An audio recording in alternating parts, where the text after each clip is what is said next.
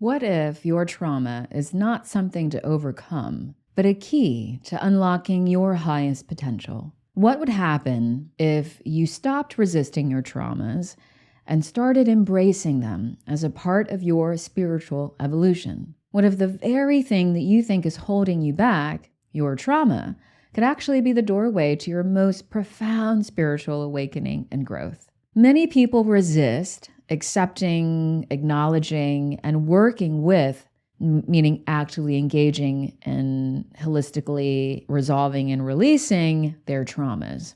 And they continue to be run by them, regardless of how much other healing or spiritual practices that they engage with. They never get to the root causes of the disharmony and the dissonance and the problematic patterns in their life, and why they feel perpetually disempowered, unseen, unloved, and stuck. Because their traumas remain in them, which means those traumas will continue to project into their reality until they are resolved and released and no longer anchoring them in dense and wounded energies that inhibit their ability to rise and shine and thrive as their highest self in their highest timeline. So in today's episode, I'm going to talk about why people resist acknowledging and healing their trauma in a meaningful way, and why doing so inherently inhibits their spiritual, personal, and healing growth. Welcome to The Simple Source, your source for all things self-love, self-healing, personal growth, and spirituality. I'm your host, Linda Valines. I used to be chronically sick and unhappy. I spent years trying anything and everything to heal, but I never got better. It wasn't until my late husband was diagnosed with stage 4 cancer that I finally stopped searching for the answers outside of myself and turned within. I taught myself how to truly love and heal myself, how to finally be authentically healthy and happy, mind, body, and soul. I have over 10 years of personal and professional self-healing and teaching experience. I'm a trauma-informed, certified holistic health and wellness coach, certified Ayurvedic counselor, and author. I healed myself of a lifetime of complex traumas and chronic conditions with joy and ease. Now I'm teaching you to do the same. So if you're ready to heal and love yourself more, mind, body, and soul, without all the struggle and stress, and with more joy and productivity, join me to liberate your highest, healthiest, and happiest self and learn how to thrive more simply. Let's get started with today's episode. So if you notice, I'm wearing a blanket, basically. I'm wearing a shawl. It's because it's cold and I never get to wear this living in California. So I just thought I'd make today a super cozy day. So just bear with me as I fantasize about being in the Arctic. It's just a little extra cold and I'm just leaning into it. So anyways, that's for people who are watching. For those of you who are listening, just imagine what you're imagining. Anywho, let's talk about trauma. So I bring this up because I see it a lot. I see people doing healing work, quote unquote healing work, and they're frustrated because they're not really experiencing significant transformations. They're still sort of stuck in major parts of their lives, and they're frustrated because they've invested their time and their energy into bettering themselves and their lives haven't improved dramatically. And it's because they haven't really dived into the root causes of why they're stuck in the same problematic patterns and nothing has really changed in their external reality despite investing in quote unquote healing work. And those root causes are directly connected to unresolved traumas. And so many people have misconceptions about trauma. So many people are intimidated by trauma. We're going to get into this later, but trauma resolution is so fundamental to authentic and productive and lasting healing because it is the biggest anchor that's keeping you stuck in lower timelines, in loops of the same problems where you feel like you're not getting anywhere in your life. It's because there's still a trauma narrative being projected. And I also don't think that people realize how universal trauma is, how spiritual trauma is. For me, it wasn't until I dove deep into my own trauma healing evolution that I became authentically spiritual, meaning my relationship to myself became spiritual, meaning I was operating from my wholeness as opposed to only deeming certain parts of myself acceptable and lovable, because those are trauma narratives. These are the parts of you that are good, and those are the parts of you that are bad. And doing the trauma healing work is when I discovered, realized, embodied all parts of myself are valid. Most importantly, the traumatized parts of myself are valid, and they deserve my attention. They deserve my care. They deserve my nurturance. They deserve my love. And because of that, I've reclaimed my wholeness. I'm no longer seeing myself in parts. I've danced with my shadows. I've loved my shadows. I've learned from my shadows. And so that means I truly understand my light because I have lived the contrast. I have comparison. I have meaning for both.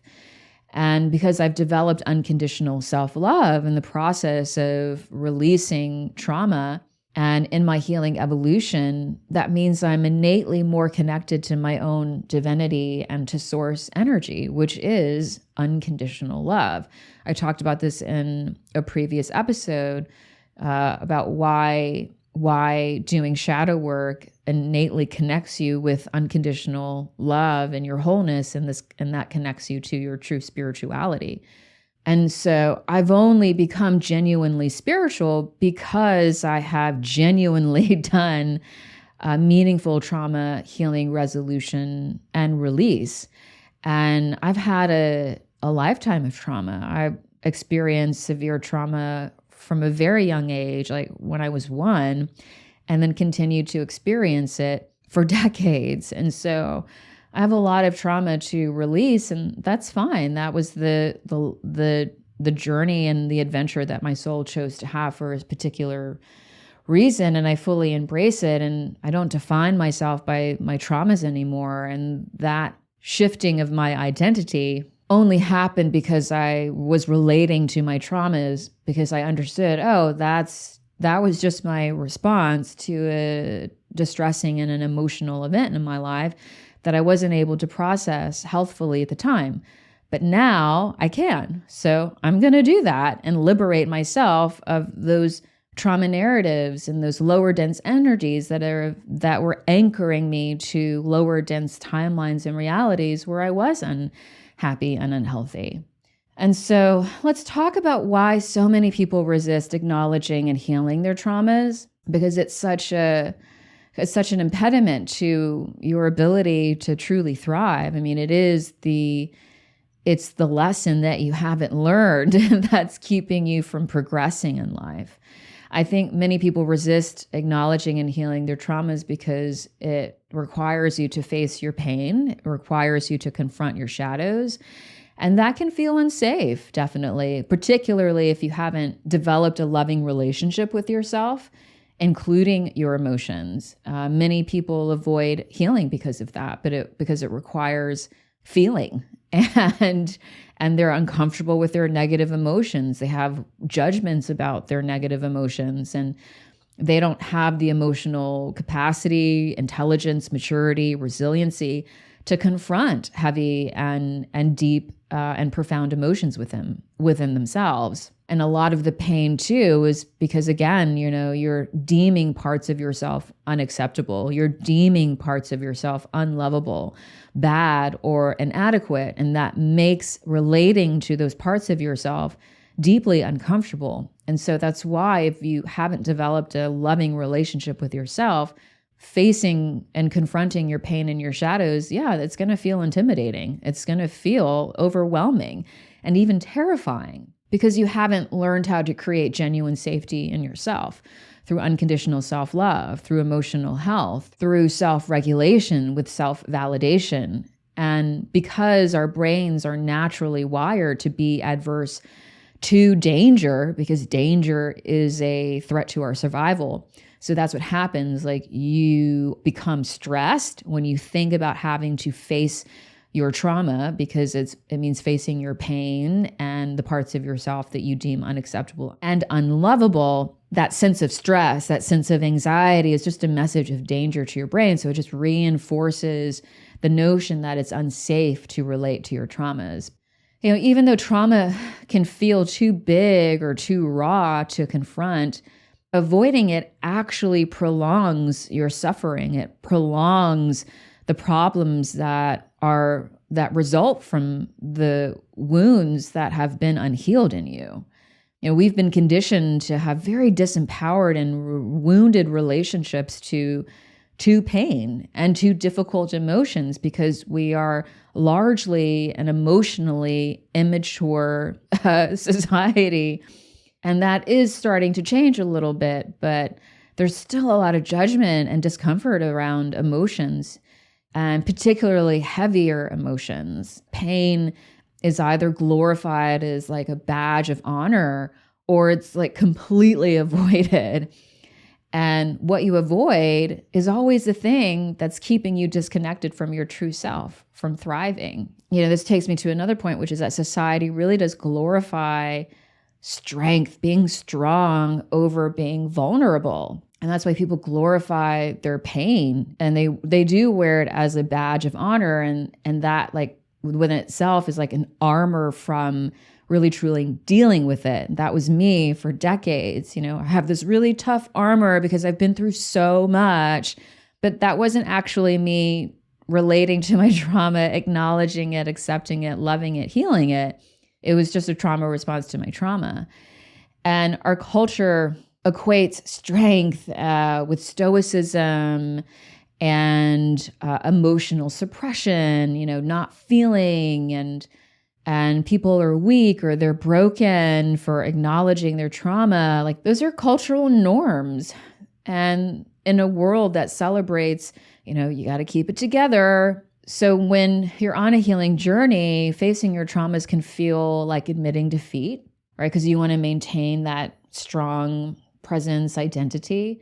But true strength comes from vulnerability and allowing yourself to be authentic as your whole self, traumas and all, because that's where your true power lies. Again, if you're only showing up in parts, you're disconnected from your wholeness, which means that you're not connected to your whole power. Vulnerability is one of the most powerful strengths to cultivate and to utilize. It's a gateway to not only a profound connection with yourself, first and foremost, but allows you to connect with other people, with the world more deeply and more authentically. And that means that your ability to heal and grow are liberated because you're connected to your wholeness, to your authenticity. And I think shame is a big part of it too, why people resist acknowledging and healing their traumas, and that can become a loop. You know, trauma is often wrapped in layers of shame, and it can create a vicious cycle where people feel unlovable, unworthy, or bad for what they've experienced in their life. But there is healthy shame, and then there is toxic shame. So when your shame prevents you from relating to yourself and your healing and growth in an empowered and curious and productive way, that's not healthy shame. It means that you have internalized your shame so deeply that it's become a part of your identity. And that level of shame, that toxic shame, makes people resist healing because it feels like self-punishment, having to revisit why you're a bad person. Because again, you've identified yourself as a bad person because of that shame. But if you don't stop that shame loop, if you don't develop emotional health and self-love, that shame is always going to be a veil over your ability to know yourself, to see your true self, and to live as your highest self. A lot of people think that healing is fixing themselves, and that just feeds into the toxic shame narrative that so many people have on an unconscious, subconscious level. And so it's like, I need to heal because I'm bad as I am, I'm broken, I need fixing. And so they begrudgingly embark on a healing journey. And their effort to heal doesn't come from a genuine place of self-love. It comes from fear. It comes from fear of being inadequate. It comes from fear of being seen as unlovable. And I go through this in my book. But that motivation, healing from shame, healing from fear, is never going to produce an enjoyable healing journey because you're stuck in victim consciousness. You are operating from disempowered narratives where you feel small and you think healing is going to save you. And that's just a codependent relationship with your healing. And so that's clearly not going to be productive. The truth is healing doesn't fix you because you're not broken. You're already whole as you are. Traumas and all. Trauma doesn't break you. It doesn't make you unwhole. Trauma is just your response to a deeply distressing experience. That's what it is. And the meaning that it has is the meaning that you give it. And you can reframe it in any way. And we'll get into this later, but trauma narratives and beliefs are just that.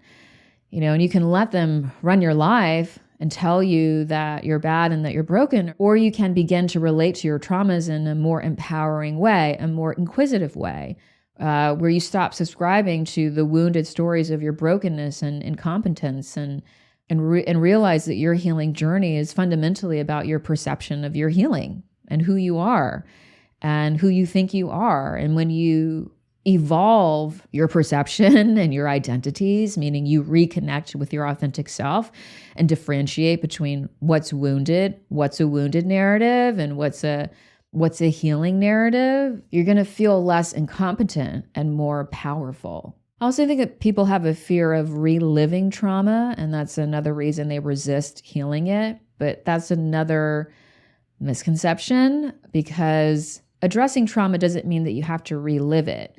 It's just realizing that your observation of it in the present moment, it does require you to relate with it, though, to become curious with it, to reestablish safety in your mind and your body around that experience so that you can stop the subconscious loop and tell your mind and your body that you are safe, that the trauma is over.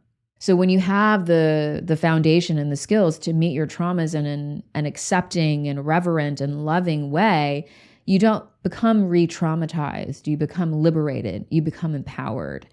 And it's people who are not trauma-informed that are susceptible to becoming re-traumatized. And it's just ignorance. It's just a lack of understanding of how to relate to trauma in a way that is safe, that is stable, that is productive. So healing trauma doesn't innately mean reliving it. It's relating with it in a more evolved, conscious, and healing way.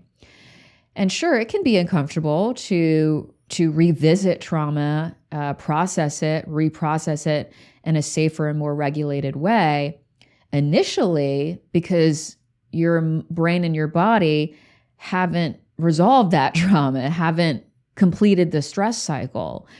But that's not a painful experience. It's a transformative experience, because what you're doing is you are reshaping your past. You're not reliving it. And I also think that people resist trauma because they feel like they don't have the tools, they don't have the support, which I kind of mentioned a little earlier. You do have to be trauma informed or be working with someone, have guidance with someone who is trauma informed to really productively resolve it holistically. But I think that notion inhibits a lot of people unnecessarily. They feel unequipped. They feel unsupported. They may not know where to start. And they also fear that they'll have to do it alone. And those are just misconceptions and limiting beliefs that healing requires a lot of finances or resources and costs thousands of dollars and it takes a long time. Those are just misconceptions. The truth is that healing, it does require support. It does require the right guidance, but money doesn't have to be an issue. Books are very affordable. My self-healing program is very affordable. And you don't have to spend thousands of dollars to have a productive and enjoyable healing journey. You have to find the right teachers and the right resources, because there is a lot of information out there, but you have to use your discernment about the people who are selling you selling you struggle and suffering and a long process and thousands of dollars, or people who like me are like, you know what, it can be simple and easy and productive and enjoyable. But that you have to believe that is true, that you don't have to spend thousands of dollars and take 10 years to heal what you need to heal. You have to stop thinking that healing either has to be free or come at a premium price. Because that's the other thing. It's like, well, I don't want to pay for that. So you're not going to invest anything and then you're expecting like radical results. Like there's also an issue there, friend. So you have to become very, very self-discerning about what it is that you expect and what those expectations are costing you. Like that's the real cost. I also think that people have a fear of the unknown, and a lot of people have the fear of the unknown, but that in particular inhibits people from acknowledging and healing their traumas, because there's the notion that once they release the trauma, like then what your life is how is your life going to change? Are your relationships going to change? Are you going to be a different person? And I think that those unknowns can feel terrifying for people who have a fear of the unknown. And that's, of course, rooted in unresolved trauma. But the truth is that healing doesn't actually change who you fundamentally are. Like who your authentic self is will always be your authentic self.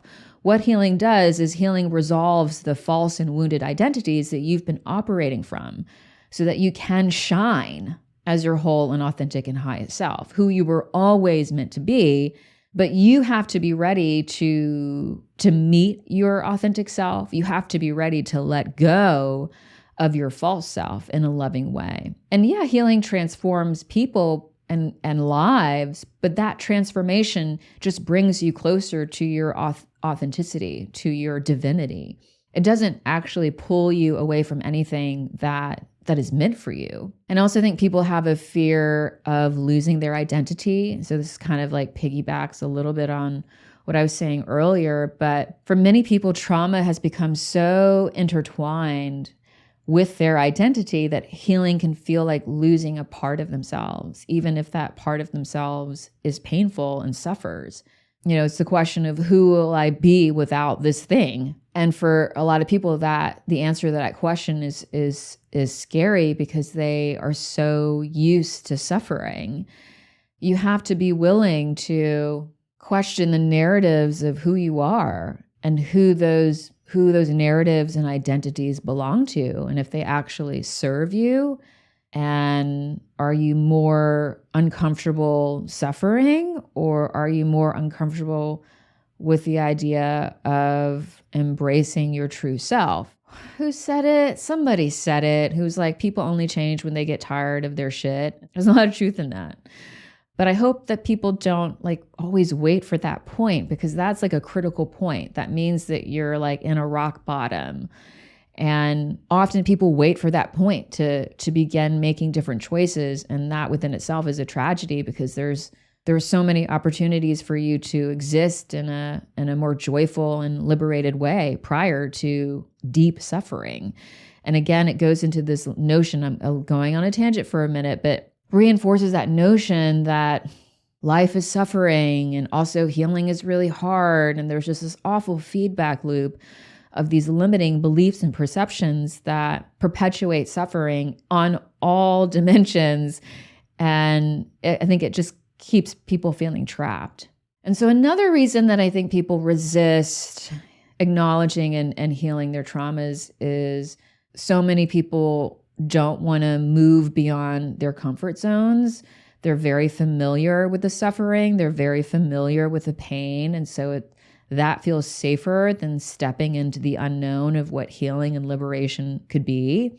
And yeah, that's an unconscious thing. Nobody consciously is like, yeah, I'm going to choose to suffer because this feels safe. That's not a conscious thing. It's an unconscious clinging to what's predictable, because you know suffering, you know what that life is like.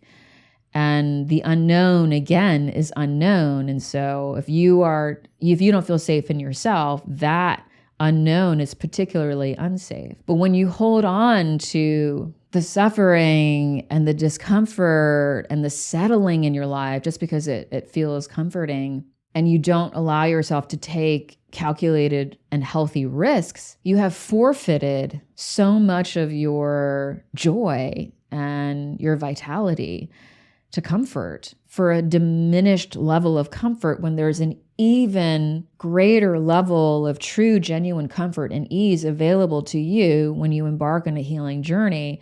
That's the catch. I also think that this is the last point that I'll make, but I also think that people resist acknowledging and healing their traumas because of the illusion of control that a lot of trauma survivors have, and they develop it as a coping, protective defense mechanism. Maintaining that sense of control makes them feel safer.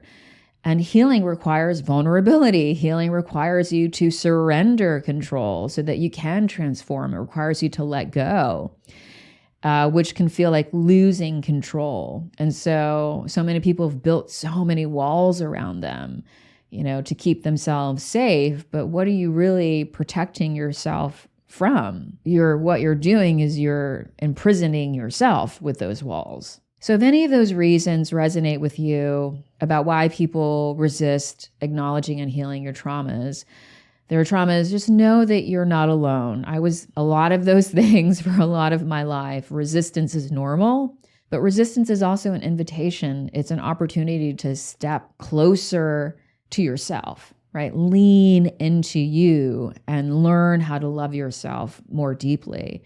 Because on the other side of that resistance is the medicine. It's always the medicine. What you resist is the medicine.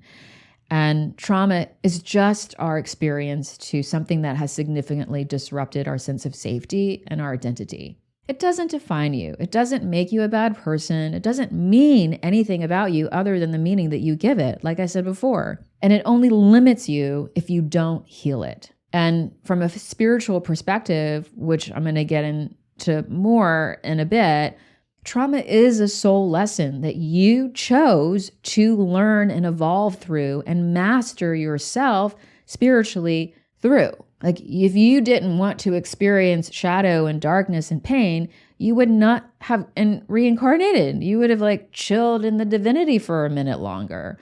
But you chose to be here so that you could master ego and wounding and understand duality. And from a human and psychological standpoint, it serves as a tremendous opportunity, trauma, because it prompts your nervous system to adapt, to become more regulated through resilience building, because it's an opportunity through a challenge for you to develop emotional resilience, develop greater tools to adapt to stress and to stretch your window of tolerance. Post-traumatic growth is a real thing. Research in psychology has proven that people experience significant growth and transformation after trauma, because you find the deeper meaning of life. You are able then to have more harmonious relationships because you have healed your relationship with yourself.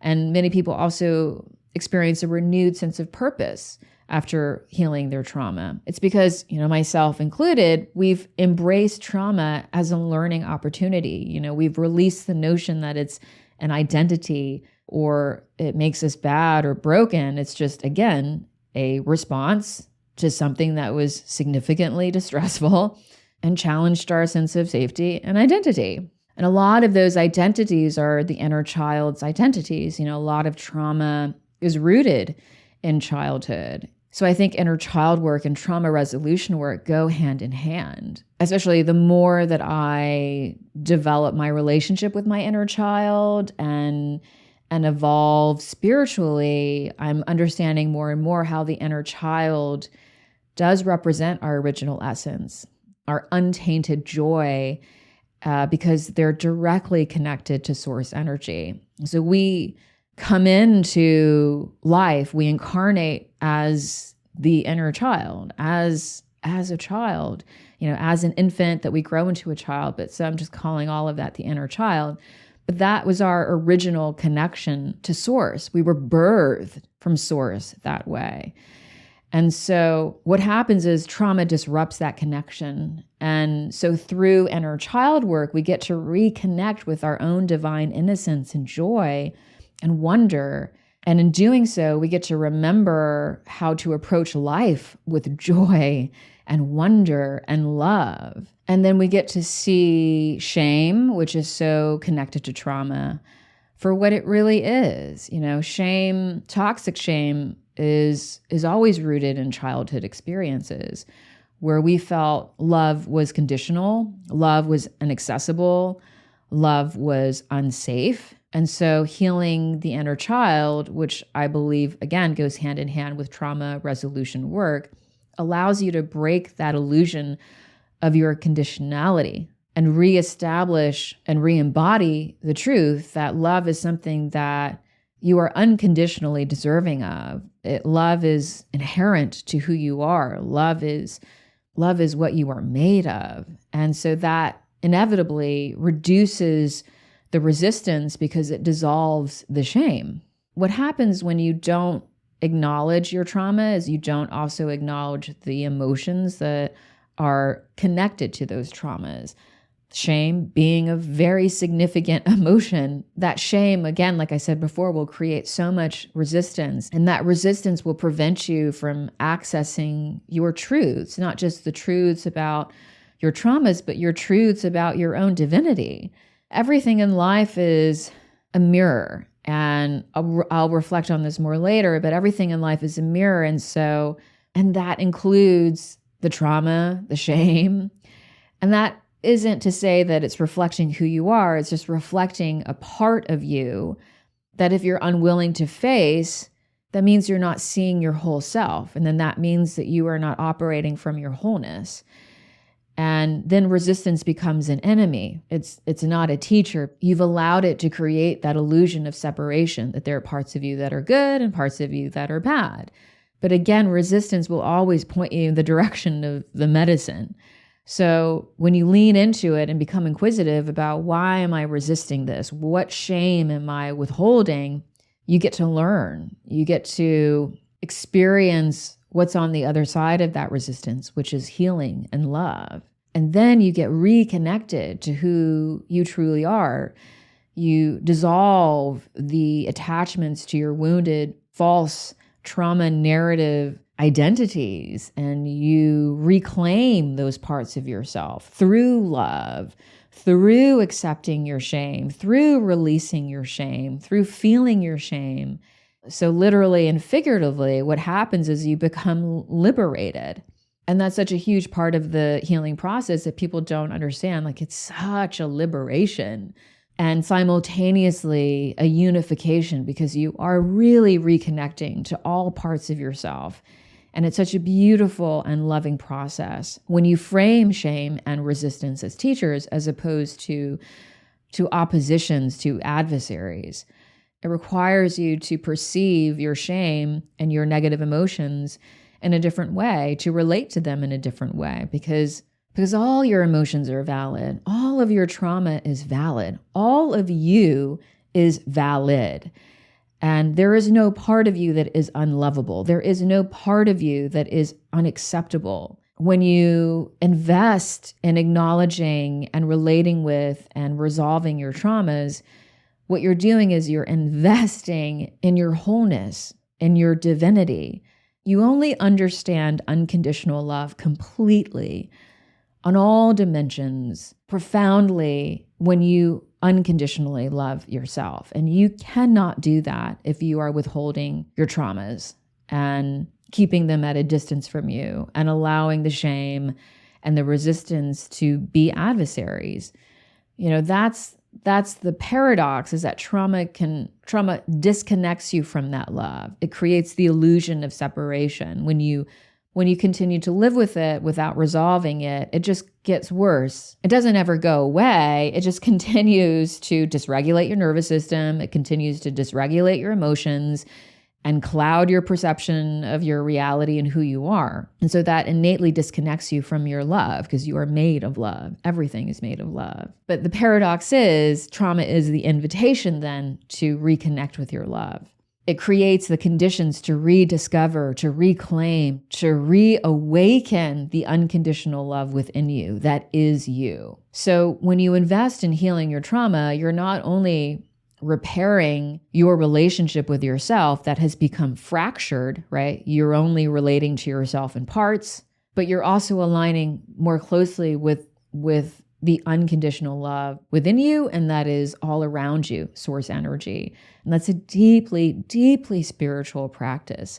So yeah, healing trauma is spiritual. I believe it is a universal human experience because it is spiritual, like fundamentally spiritual. Like to experience, learn through, and ascend through the challenges of trauma, that was your spiritual intention, because those wounds are profound and a very potent path for you to understanding unconditional love, which is who you are. That is the spiritual awakening ascension process. It's you returning, reclaiming, reuniting with that unconditional love. So from a quantum perspective, energetic perspective, that unconditional love, that is the highest frequency, that or resonance energy, because that's source energy. And trauma, because it exists because of unresolved fear and shame, it's a very dense energy. It's a lower frequency energy. So that's the spiritual challenge that you gave yourself, is to work with trauma so that you could understand how to master your own frequency, your own energy. That was your spiritual task that you gave yourself, to master the art of trauma, to alchemize your evolution so that you could evolve into your highest self.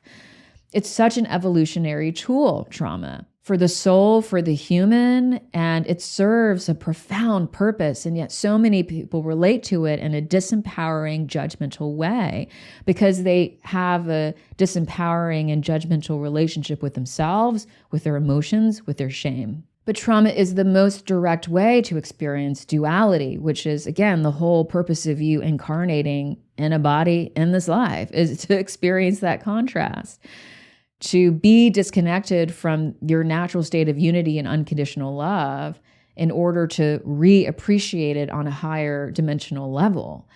And so experiencing that separation, the shame, the fear, the abandonment, the loss, those experiences become the vehicles that through which your soul can deepen its understanding of unity and love, through overcoming, through mastering that illusion of separation. And from a karmic perspective, trauma also arises from unresolved energies and patterns across your lifetimes, across your lineage. And so healing your trauma in this lifetime inevitably contributes to your healing of other lifetimes and to your lineage. And so that means that healing trauma isn't just a personal growth endeavor, but it's really essential to the evolution of the collective, to your soul's entire journey. And also because energy ripples through all dimensions, you get to create, you contribute to the healing of the collective.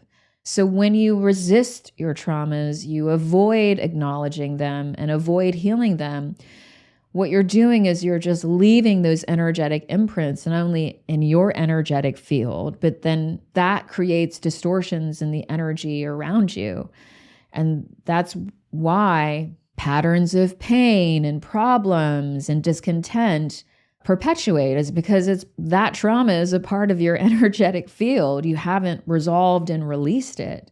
And so what you do when you heal your trauma is you liberate your energy, you recalibrate your energy becomes more coherent. It naturally raises because those denser energies connected to fear and shame and unresolved and unfelt grief and anger, etc., are no longer distorting your energy. And I covered that concept specifically in more depth in a previous episode.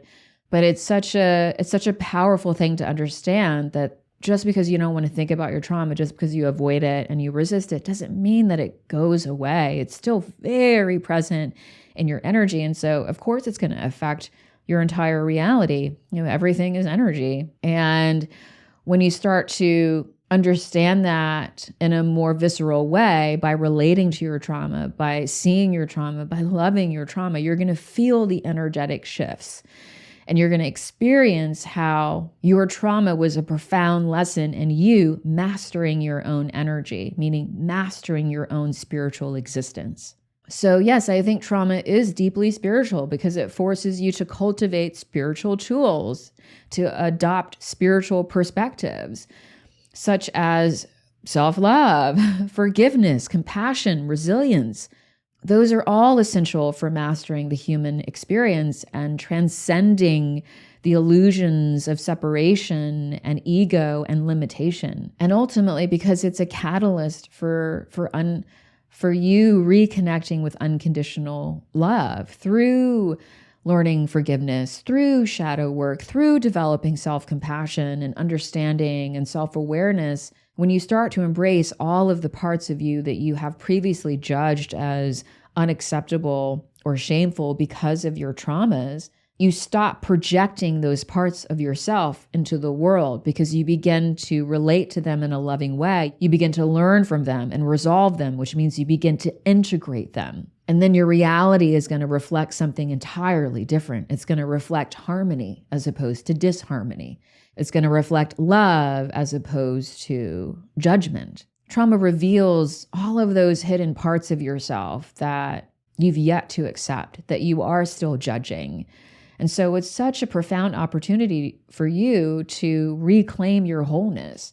I think trauma is such a wise spiritual teacher.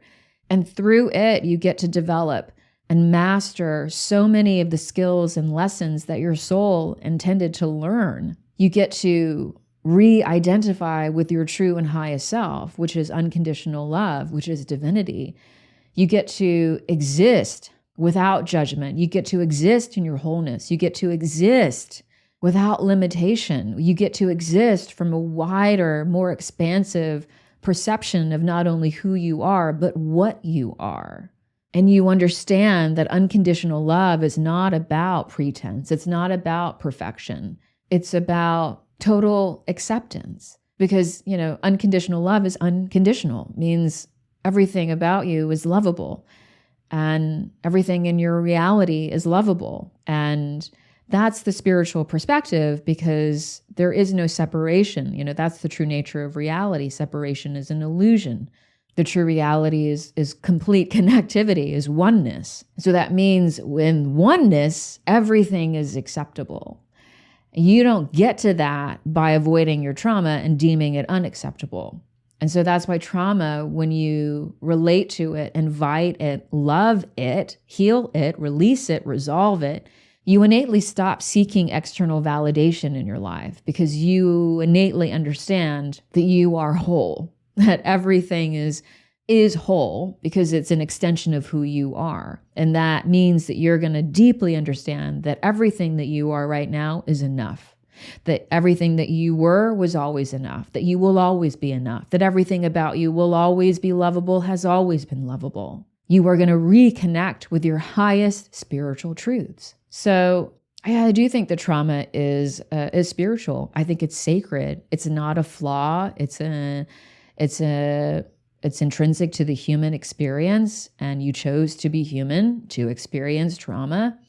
And it's the meaning that you give trauma that determines what it means to you. And so if you recognize it as sacred, as deeply spiritual, as an invitation for you to reconnect with your highest truth, with your divinity, with your unconditional love, you will be honoring one of your soul's most prioritized intentions in this life, which is to alchemize pain with joy. And so here's your action step for the week. Because the inner child is that gateway to your source divinity, represents your purity, your unconditional love, I want you to actively reconnect with your inner child. I want you to actively play with your inner child. I want you to give your inner child permission to feel joy. And I want you to first envision them and as their most authentic self, when they were most free. And then I want you to hold that vision in your mind, and I want you to see light surrounding them, emanating from them. And I want you to understand that light as unconditional love. And I want you to continue to see that light emanating around them, from them, and expand through you, through all of your cells, through every pore, through every particle of your being, so that you embody and feel not only the unconditional joy and love that is your inner child, but the unconditional joy and love that is you. So practice that visualization once a day, every day for a week. I hope that in doing so, you access the part of you, the true part of you that is indestructible, that is divine. And in connecting with that part of you, you have a better perception of who you really are. Because again, experiencing trauma is universal. Every single human being on the planet has experienced some form of trauma, large or small. That means it connects all of us. And so by you connecting with yourself in that beautiful and divine way, that's going to give you more agency to connect with all of your parts in that way, because that divinity, that unconditional love is within you all the time. And it's available for you to give to all parts of you at any time.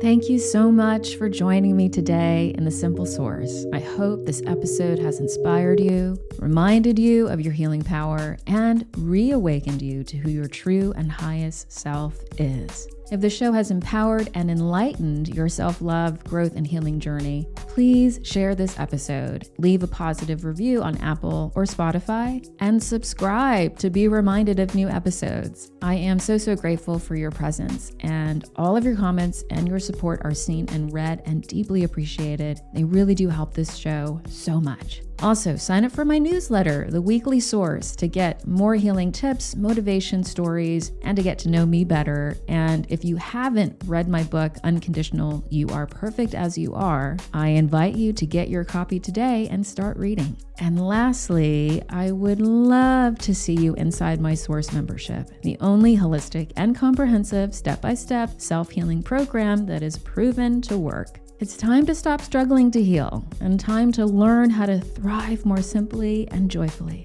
All the links are in the show notes. Thanks again for joining me today, and I will see you next time.